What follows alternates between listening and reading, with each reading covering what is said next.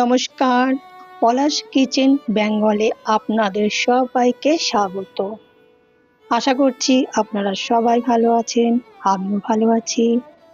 আজকে আমি সবার সাথে শেয়ার করব একটা অনেক দিনের পুরনো রান্না। এই গরমে এটা দিয়ে এক থালা ভাত নিমিষেই শেষ হয়ে যাবে। যদি আপনি শুরুতে রাখেন তাহলে আপনার আর কোনো তরকারি লাগবে না, আর যদি আপনি শেষে রাখেন তাহলে আপনাকে আরেকটু বেশি ভাত নিতে হবে। চলুন তাহলে শুরু করি আজকের রেসিপি, ল্যাঠা মাছের টক। নিয়ে নিয়েছি ল্যাঠা মাছ। ল্যাঠা মাছগুলো কিন্তু জ্যান্তই আছে, তো দুটো মাছ মরে গেছে, বাকিগুলো জ্যান্তই আছে। তো ল্যাঠা মাছগুলো আমি কেটে ধুয়ে পরিষ্কার করে নিব। এই মাছটা মরেই গেছে, কারণ আমি বিকেলেই বাজারে গিয়েছিলাম আর ফিরেছি অনেকটা দেরি করে, তো পলিথিনের ভেতরে দিয়েছিল, আস্তে আস্তে এটার জান শেষ। আর নিয়েছি দুটো আম, কাঁচা লঙ্কা। আজকের রান্নাতে বেশি কিছু লাগবে না। ল্যাঠা মাছগুলো কেটে ধুয়ে পরিষ্কার করে নিয়েছি।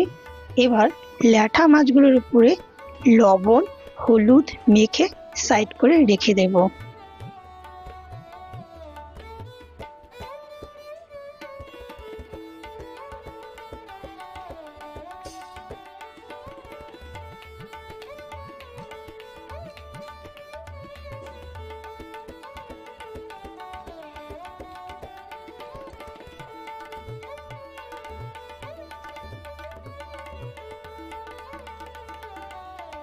ল্যাঠা মাছগুলোতে লবণ হলুদ মাখানো হয়ে গেছে, এবার এগুলোকে সাইড করে রেখে দেব।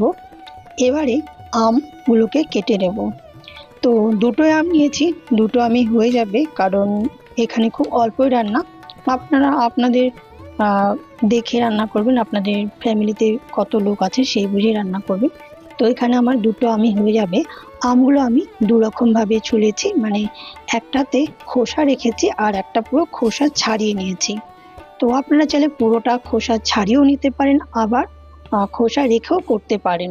তো দুটো দিয়েই কিন্তু টেস্ট খুব ভালোই হবে।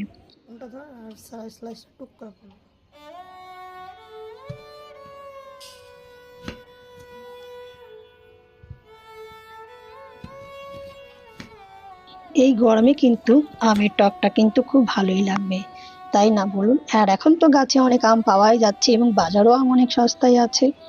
তো আর এই ল্যাঠা মাছের টক বা অম্বল, এটা কিন্তু অনেক দিনের পুরনো রান্না। যাই হোক, অনেকে শোল মাছ দিয়ে করে, বা কেউ রুই মাছ দিয়ে করে, কাতলা মাছ দিয়ে করে, আবার অনেকে মোরলা মাছ দিয়েও করে। তো আমি করেছি ল্যাঠা মাছ দিয়ে।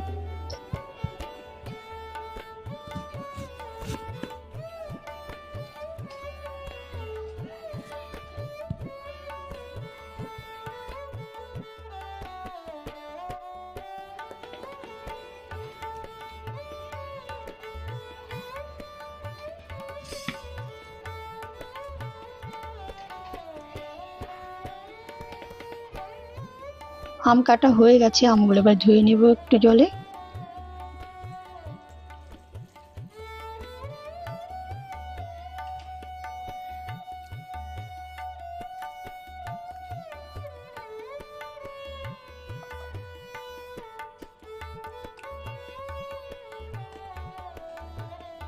আপনারা কি মাছ দিয়ে করবেন? ল্যাঠা মাছ দিয়ে করবেন, না শোল মাছ দিয়ে করবেন, না রুই মাছ দিয়ে করবেন, না মোরলা মাছ দিয়ে করবেন? যাই দিয়ে করুন অবশ্যই আমাকে কমেন্ট করে বলবেন। আম ধোয়া হয়ে গেছে, এবার কাঁচা লঙ্কাগুলো ধুয়ে নেব। এই কাঁচা লঙ্কাগুলো আমাদের গাছের। চলুন গ্যাস অন করে এবার কড়াইটা গরম করে নেব। কড়াই এখানে গরম হয়ে গেছে, দেব সর্ষের তেল। সর্ষের তেলটা যখন গরম হয়ে যাবে, লবণ হলুদ মাখা ল্যাঠা মাছগুলোকে ভেজে নেব। তো তেল এখানে গরম হয়ে গেছে, একটু তেলটা একটু ছড়িয়ে নিই। তেল গরম হয়ে গেছে, ল্যাঠা মাছগুলো এবার দিয়ে দেব, আর এপিট ওপিট করে আমি মাছগুলো ভেজে নেব। এখানে আমি ল্যাঠা মাছগুলোকে খুব কড়া করে ভাজবো না, হালকা করেই ভাজবো। যেহেতু টকে দেব, তো হালকা করেই ভাজলে সব থেকে বেশি ভালো লাগবে। আমার মনে হলো আমি ঝোলে বা যে কোনো ঝোলে মাছ আমি হালকা করেই ভাজি, যার যেরকম পছন্দ। অনেকে আছে খুব কড়া করে মাছ ভাজে, তো আমি হালকা করে এখানে ল্যাঠা মাছগুলোকে এদিক ওদিক করে ভেজে নেব।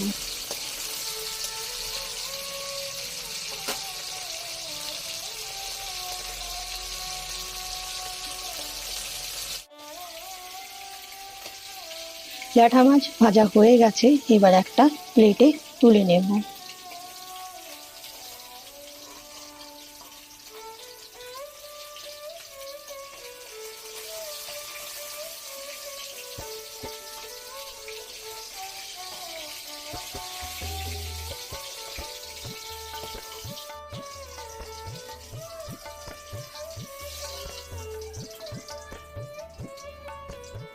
ওই মাছ ভাজার তেলের মধ্যে ছোট 1 চামচের কালো সর্ষে দেব। এবারে দেব গোটা শুকনো লঙ্কা।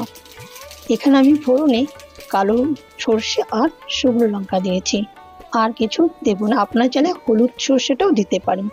কেটে রাখা আমগুলো দিয়ে দেব। এবার একটু 2 থেকে 3 মিনিটের মতো নেড়ে চেড়ে নেব।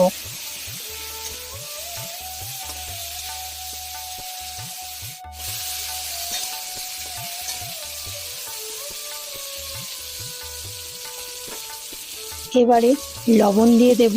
লবণটা স্বাদ অনুসারে দেব, আপনারা যেমন লবণ খেতে পছন্দ করেন ঠিক সেই রকমই দেবেন। দেব সামান্য পরিমাণে হলুদের গুঁড়ো।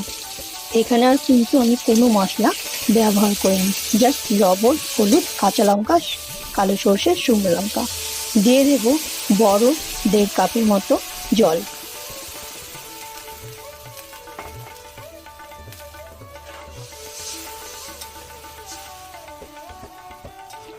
এবার আমি একটা ঢাকনা দিয়ে ঢেকে দেব।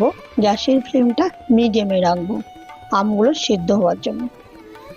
আম এখানে সেদ্ধ হয়ে গেছে, তো কিছু আম ভালো করে ম্যাশ করে দেব যাতে ঝোলটা একটু গাঢ় গাঢ় মনে হয়, আর কিছু আম রেখে দেব।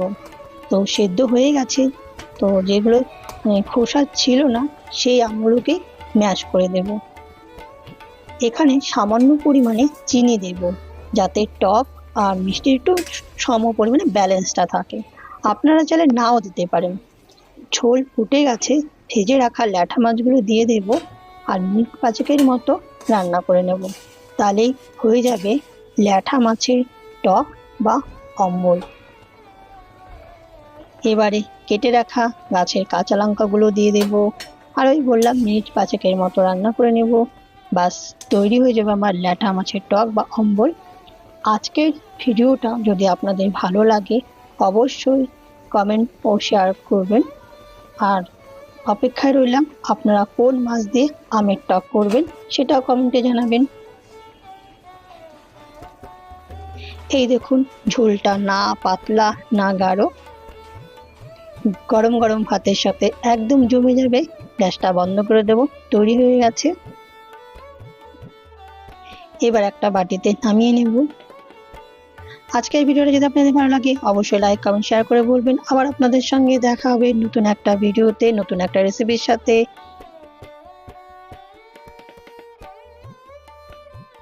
সবাই ভালো থাকবেন, সুস্থ থাকবেন। ওকে বন্ধু, টাটা।